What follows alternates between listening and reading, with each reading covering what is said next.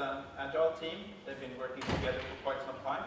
They are a cross-functional team, so they have business analysis people, they have developers, testers, even the guys from operations that putting this into production. And after some convincing, they have actually convinced the facility management team that they can actually move together and sit co-located. And as any agile team, at the end of the sprint, they meet and do a retrospective. They collect ideas, what works, what doesn't work, things to improve. And it seems like most of the improvement ideas and the things that they get up, they are pointing in many different directions. And if they find something that they actually work on, they fix a problem, then it pops back up again, just like the whack-a-mole game. Have you tried that? They come up and you whack it down, and then it comes up back again. So stop collecting problems and start improving. Do you recognize this situation? Have you, when you do your retrospectives? Yeah? So I'm proposing something different. I'm supposed you're going to start with the Toyota Kata. But let's start with me. Who am I? I'm a lean and agile coach from Stockholm, Sweden, from the Adria group. Thank you. I'm a former .NET developer, working as a developer, system architect, team leader, and roles like that. But for the last few years, I've been more focused on how we do work. I've been working with Agile, Scrum, and XP for quite a few years, but lately I've been kind of bitten by the lean bug. So I'm using lean as a more holistic way of looking at how we can improve our way of working. I'm also working quite a bit with Kanban and the Kanban method, and I even made a small cartoon here, replaced it with my Lego figures. I was also part of the LESS conference in Stockholm, I think it's now almost 2 years ago, and we wrote a book where I talk about standard work in software development. I'm a passionate road cyclist, actually been out here on what you maybe can call a bicycle, but it was nice to go around and see the surroundings. I'm also very passionate about barbecue and gas grills. And there's a TV series in Sweden where a guy, he cooks lots of things all the time. And I'm happy to say I actually have the model bigger than him. But let's dive into the topic. And I really like this quote from Winston Churchill. To improve is to change, to be perfect is to change often. I think this really summarizes what lean and agile is really about.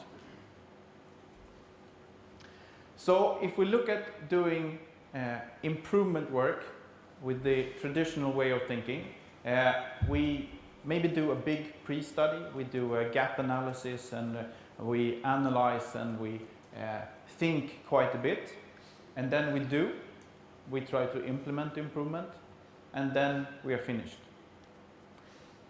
The lean way of doing improvement is, yes, we do quite a bit of thinking, of course, and we try to analyze. We are very fact-based, but the most important part is to do. So you think, and then you try to do. And based on what really happens when you do, you collect feedback and what happened, and then you change your way of thinking so you can do another try at doing the improvement. And this goes on forever. It never stops. You should really look at improvement as experiments. And you should expect, when you look at experiments, you should apply the scientific model, the scientific method. You will try to form a hypothesis of what you think the improvement would lead to, and what do you want to change. Then you make a prediction, and this is very important. You actually make a prediction what you think will happen when you have run this experiment. Then you do the experiment, and just as before, this box is much bigger than the other ones. Doing the experiment is the important part. Then you make the observation what really happened. And based on what really happened, the delta between the prediction and the observation is really the learning. So just making observation, and based on the observation, maybe change your hypothesis, then it's very easy to kind of create the meaning after the fact, so to say. So we tried something else out and we got the result, and yes, that was the result that we expected. But if you really do a prediction before, the delta between the prediction and the observation is your opportunity to learn. And that means you have an opportunity to learn even if it's better or worse than you expected. In both cases, you have an opportunity to learn. And you should really look at these experiments that 50% of the experiments you do, you should expect them not to give the result that you expected. And this is when you really learn. Because if you always get the results that you were expecting, you are really just late implementing your ideas.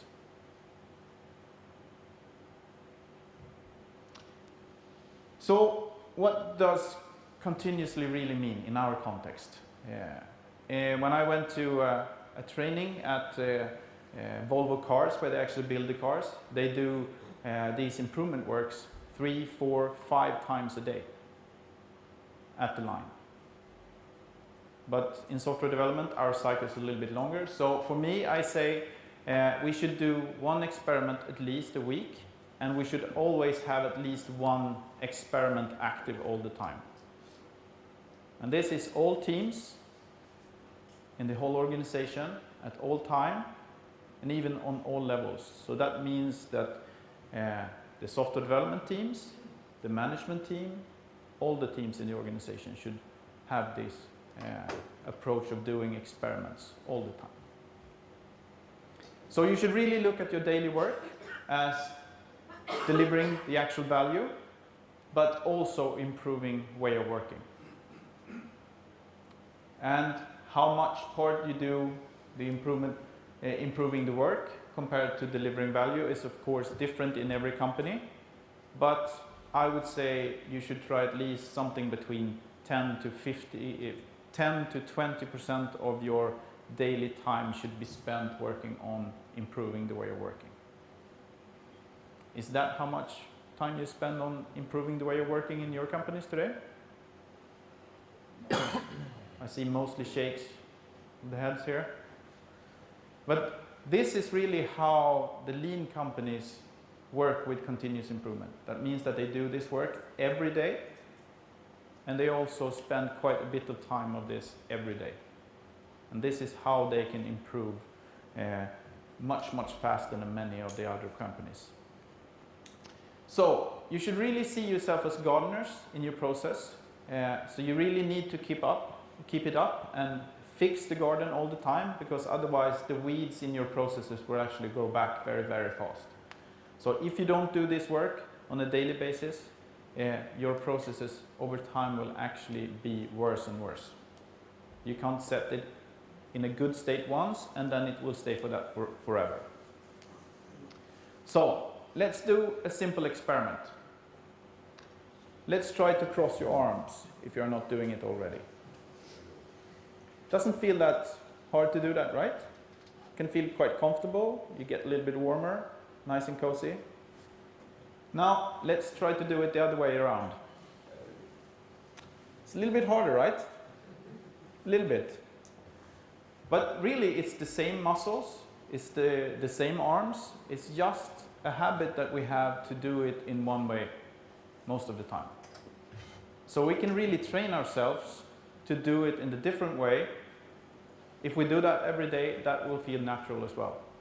So the idea here is we will try to get continuous improvement as a new habit, crossing our arms in a different way. So we just need to train ourselves to do this continuous improvement on a daily basis. So what we really need to do is to rewire our brains for continuous improvement. So what I'm going to talk about, the Toyota Kata, is a way of rewiring your brain to a continuous improvement mindset. And Toyota Kata comes from the book Toyota Kata, written by Mike Rodder. He's a professor at the University of Michigan. So he's been around observing many companies that are working with continuous improvement in a lean context, and especially Toyota. And he actually didn't want to name the book Toyota Kata, but the publisher thought that then the book will sell more. So, what is a kata? Anybody know? Practice. A practice? And what's the purpose of the practice? Yes? Fight with imaginary opponents. Fight with an imaginary opponent. Maybe? Anybody else? Go through a predefined set of movements. Go through a predefined set of movements. And what is the purpose of that? Aesthetics. Aesthetics, become better. And it comes from, I think, because I am not doing martial arts myself, but it comes from the martial arts, where you have a preset movements that you do over and over again, kind of creating the muscle memory of doing these movements. And the purpose of this is so you don't have to focus on doing the movements, all of them, but you can focus on improving one small detail of this kata. So whenever you start with karate, which I don't do, in the beginning you start to do these katas. But even when you have a black belt, you go back and do these katas over and over again. And you try to strive for perfection. So even when you have done karate for more or less all your life, you still can improve it a little bit. And this is what Toyota Kata is about. It's about creating muscle memory for continuous improvements. Something that is safe, everybody knows how to do it, and you can do it over and over again in striving for perfection. So I like this quote from Aristotle: "We are what we repeatedly do. Excellence then is not an act, but an habit." So we wanted to create the habits of continuous improvements, a culture of kaizen, continuous improvements. And Toyota Kata talks about putting forth a vision, a nirvana, something to strive for, and it's really something that is far, far out. It's not like 1 or 2 years out, it's more like a lifetime or two out. And it's a vision about how you should operate your processes. But to get to this vision, you really need to understand how things work today. So you really need to understand your current condition, and then you kind of aim from the current condition towards your vision, and you set up a challenge that might be 1 to 3, maybe 5 years out. Toyota has these kind of challenges, and they set them 5 to 10 years out. And then between the current condition and the challenge, you set something that is called target conditions.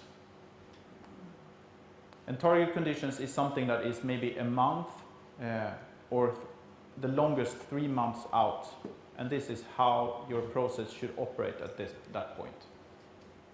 So if we would compare this to something else, let's imagine that we are in the United States, and I think it's at the beginning of the 1960s. We had a vision. We should boldly go where no one has gone before. We want to explore space. And the current condition is that we have rockets. We can get them up in the air and maybe even out into space. But the challenge is we want to go to the moon and back. That means that we don't really know how to do it, but we really want to do it. We want to go there. So we set up target conditions. We need a rocket that can go out of orbit, has to go around Earth. We need to have a rocket that can carry people, and so forth. We set small target conditions moving towards our challenge. And as we hit the challenge, we set a new challenge that is closer to our vision. Make sense? Apollo 11, yeah. Not one. We have, It wasn't Apollo 1, it was Apollo 11. exactly, so we had many different target conditions here. And then the question is, Apollo 13, what happened with that one? Yeah. Yeah. So, Toyota Kata contains of two major katas. There's, when you go into details, you can see a little bit more, but the major ones are the improvement kata and the coaching kata. And we will start diving into the improvement kata. And the improvement kata has four major steps. It says, first, understand the direction. That is kind of having the vision, having the challenge. So we really need to understand where we're supposed to go. Because if we don't know where we're going, how do we know if we are actually getting closer or not? Getting back to Goiko's talk this morning. So this is kind of setting the destination for a GPS. And the next part is to grasp your current condition. How are things working right now? That is the GPS position, so to say. And then the next thing is to set a target condition. What is the next turn that we want to take on the GPS? And then finally, we will start running through what is called the plan, do, check, act cycle, which is the experimental part. We take small steps and see how we get along. And that's kind of when we drive with the GPS on. Whenever we move, the GPS kind of compensates to where we are.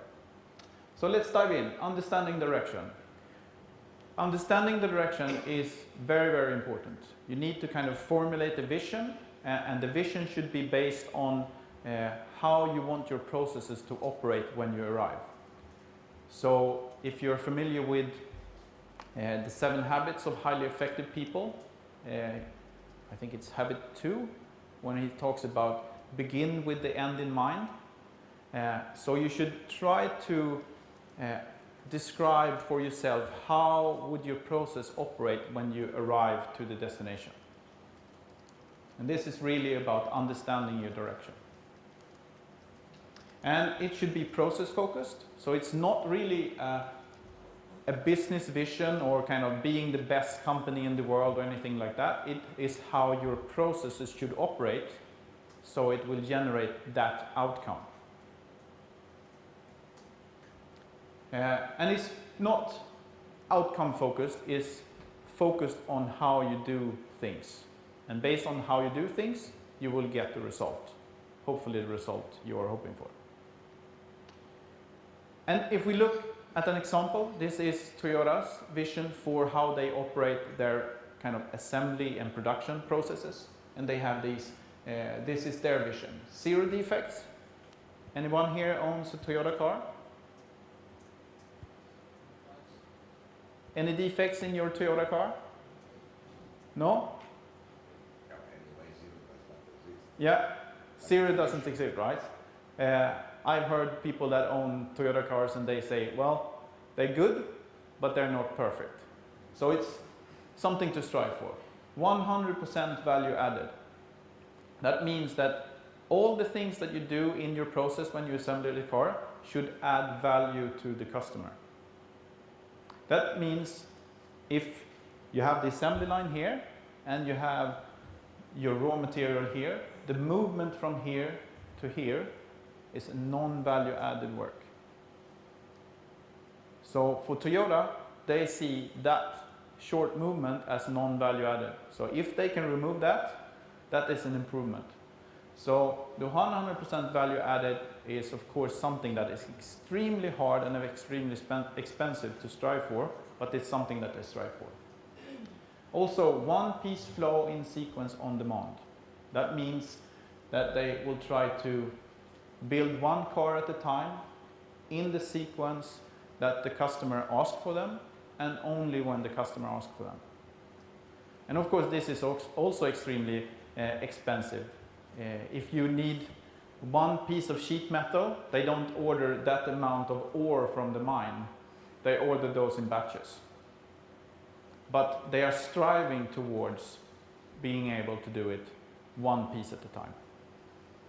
And of course, because this is a process with big machineries and things like that, they're saying they want security for people. They're very good at this. They don't have that many accidents, much better than the rest in the industry, but they still have them and they strive to remove them as much as possible. Yes? I don't know if we're allowed to ask questions, but... Please. Okay. One piece flow in sequence on demand I think is great when you're repeating the same action over and over again, trying to reduce variance.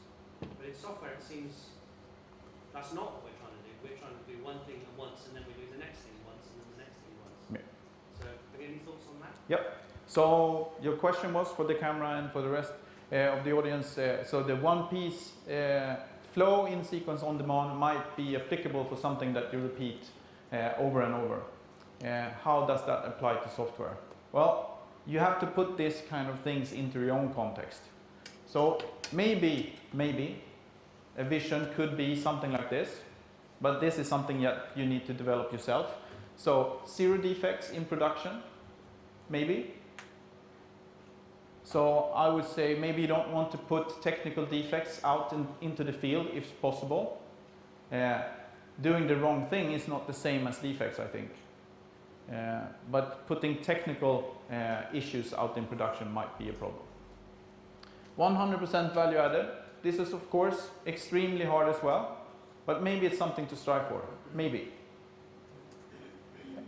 And then connected to your question, highest value first on demand, instead of saying one piece. So we want to deliver what is the highest value for the customer at a single point in time. So maybe that's not one single piece flow. But these visions is something that you really need to develop yourself based on your own context, on how you operate. But it should be based on how you want to operate your processes. And some processes you want to have high variability, and some processes you want to have low variability. So it depends on your own context.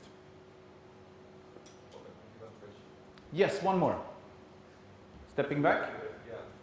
Why did you remove the security part of this? So why did I remove security from this one? Well, maybe you shouldn't. You get kind of problem with your arms when you use the mouse, when the computer and things like that. But and maybe your eyes. Yes, you can absolutely keep it.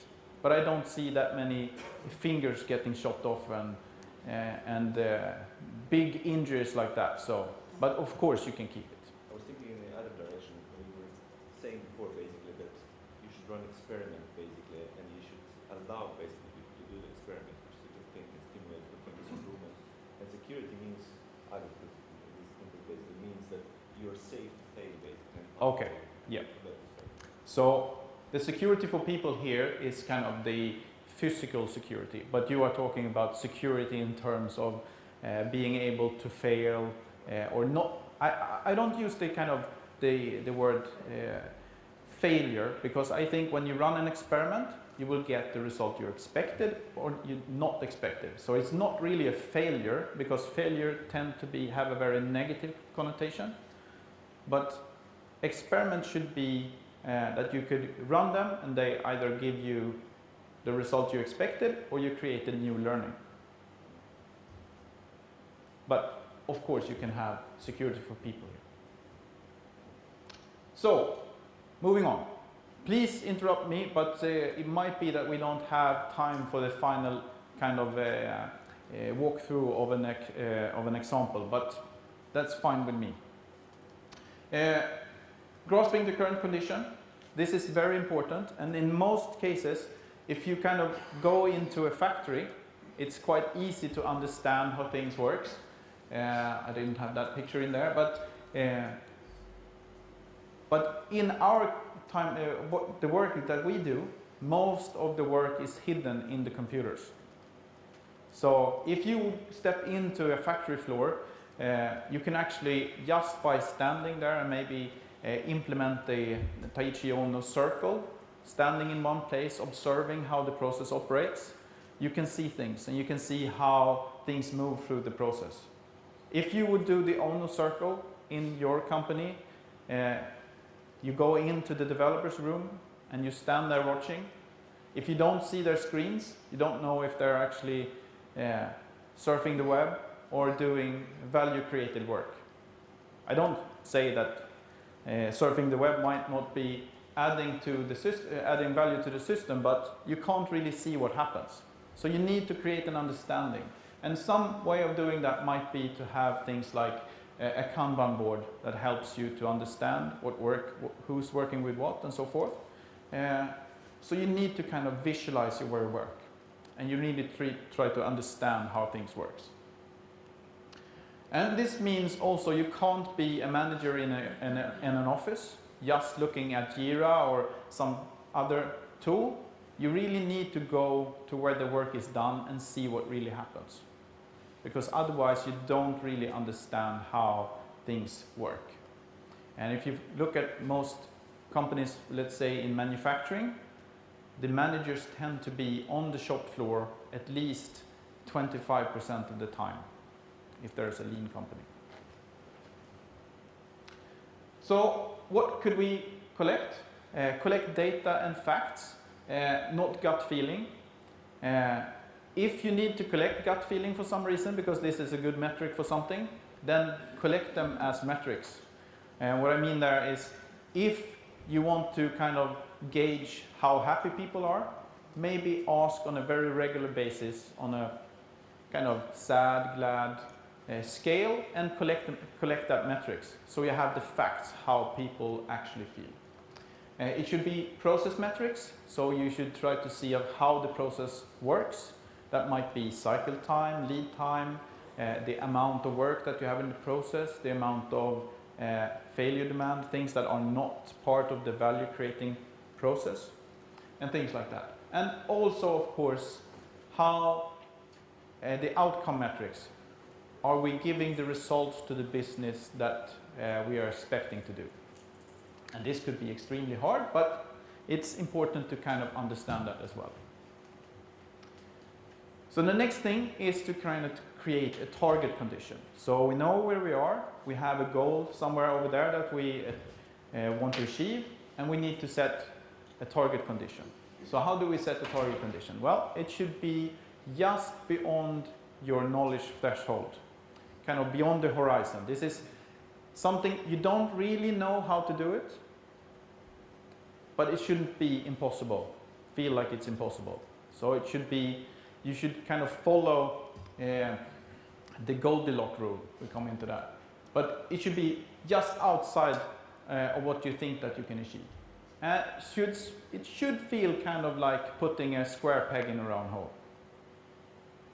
Because you should challenge yourself to try something new, something different. Run an experiment. Coming back to the 50% of not giving the result you expected. So it should be an hypothesis on the journey towards your target, your next challenge ambition. That means it should be something that you think will bring you closer to it, but it doesn't have to do it. This is a case where you try to learn how your process operates. It should be based on your business strategy and model for how you do business improvement. And what I mean with this is, if you think lean and agile is your business strategy, having big batches of work might not be the next thing that you want to try.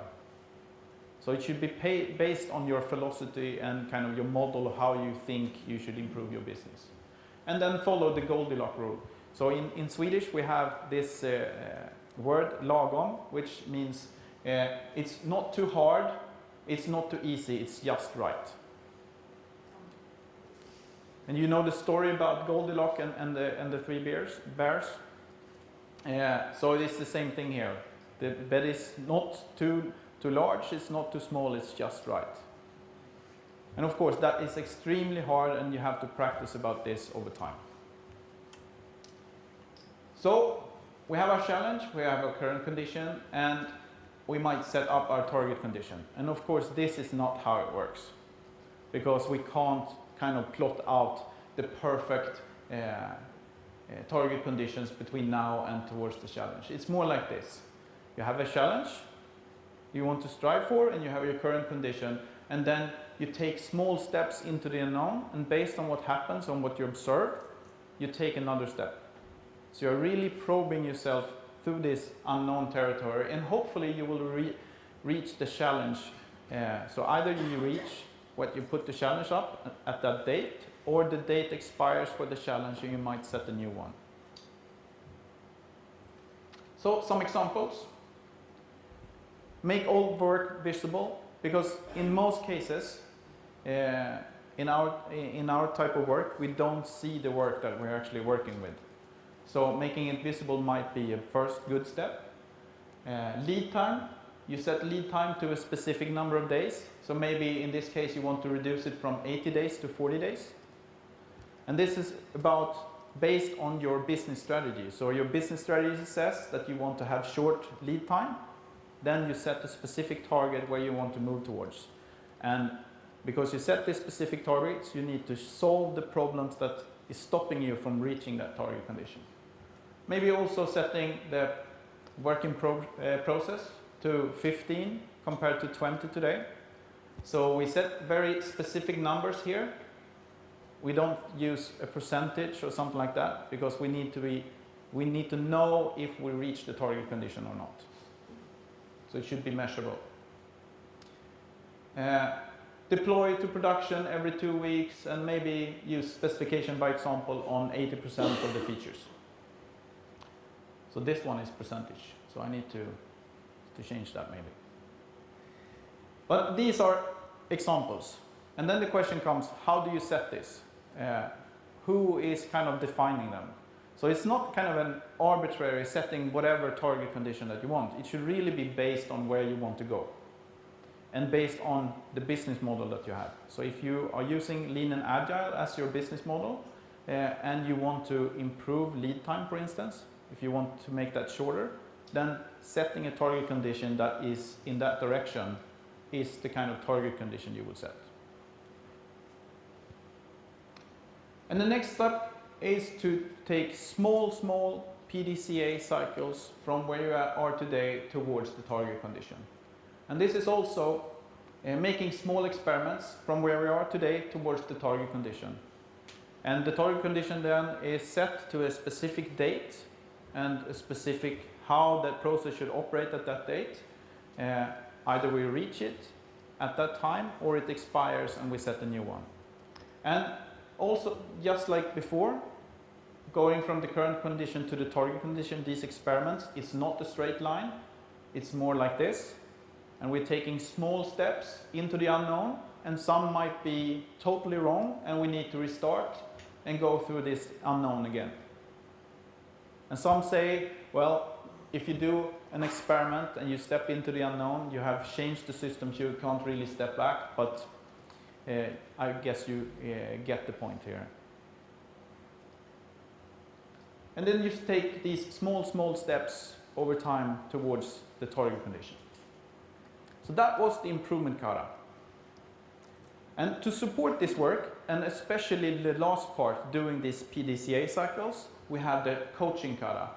And the coaching kata is the leaders in the organization. And if you apply Scrum, I would say the Scrum Master would be kind of the leader that is driving this kind of work.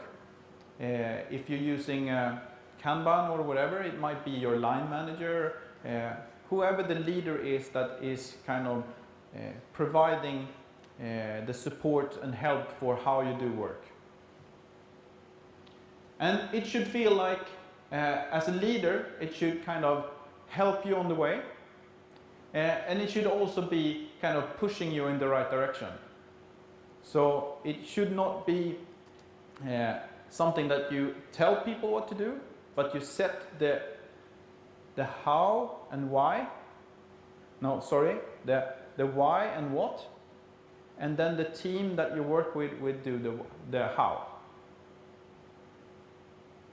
So the leader should be more asking questions and helping out with things that they need help to, but also kind of giving you direction. Is the experiment that you're trying right now, is it in the right direction or not?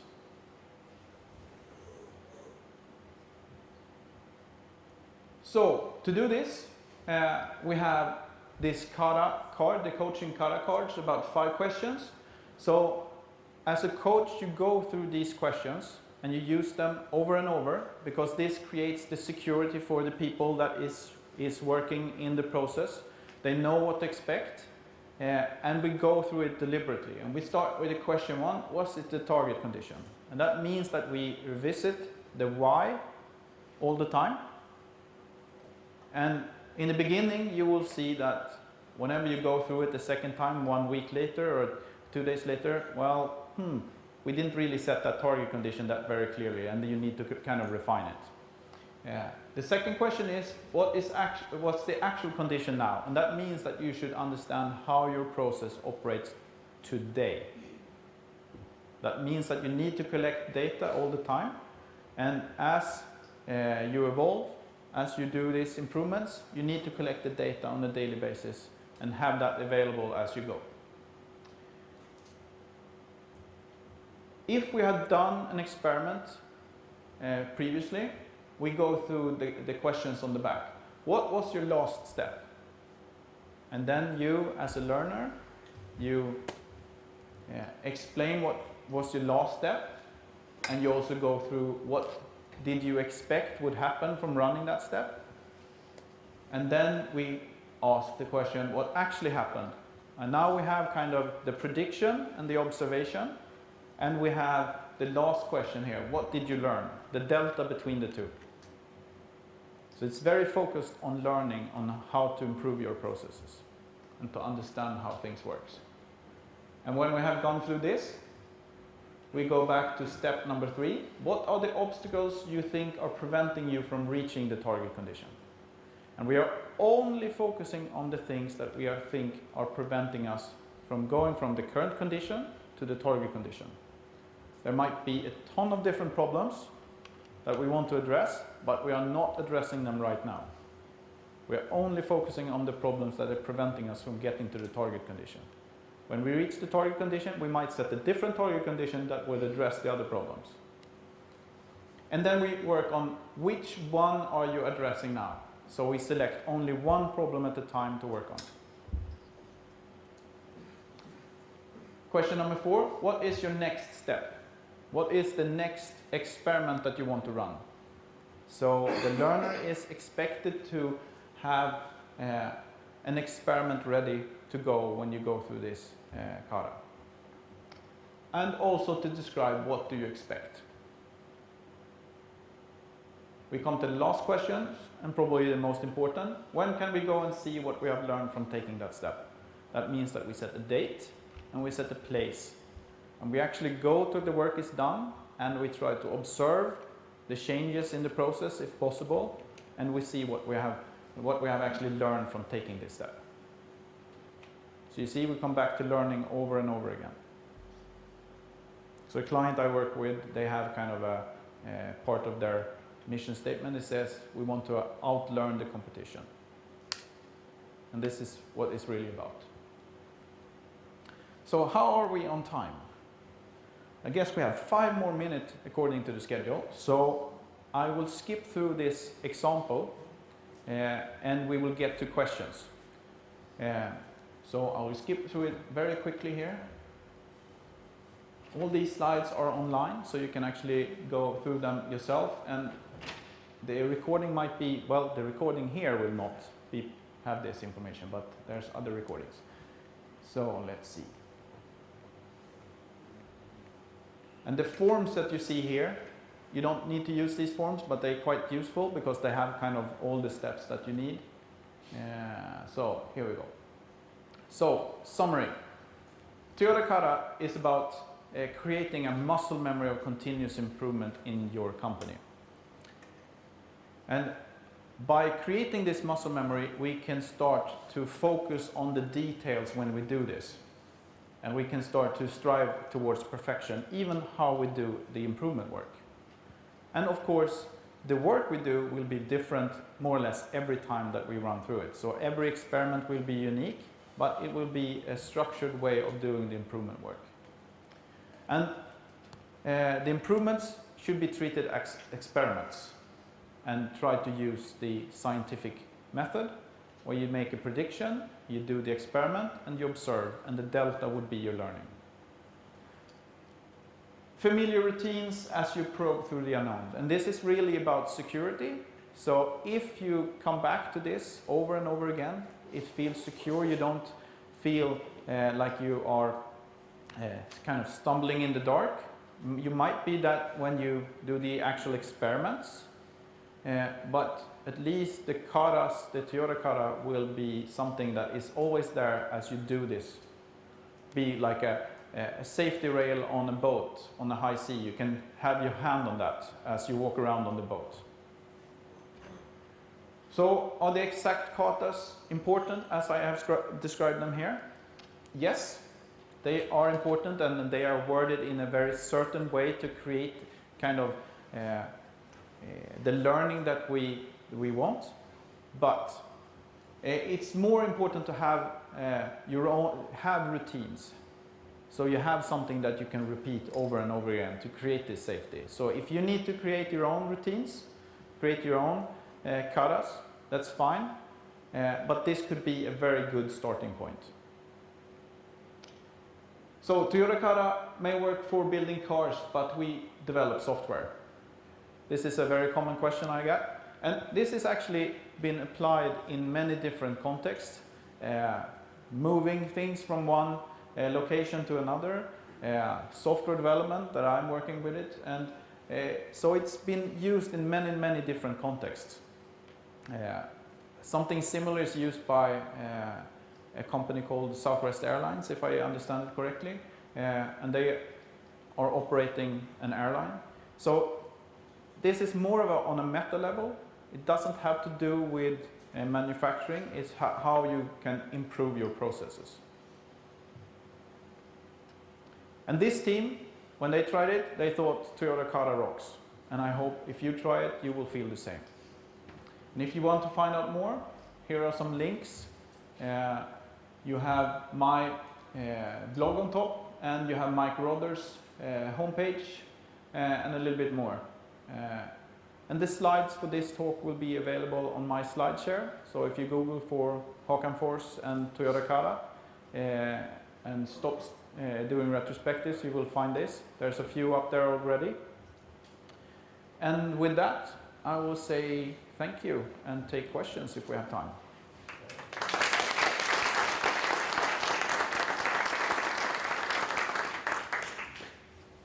Any questions? I have provided all the answers. And yes, I built all these models myself.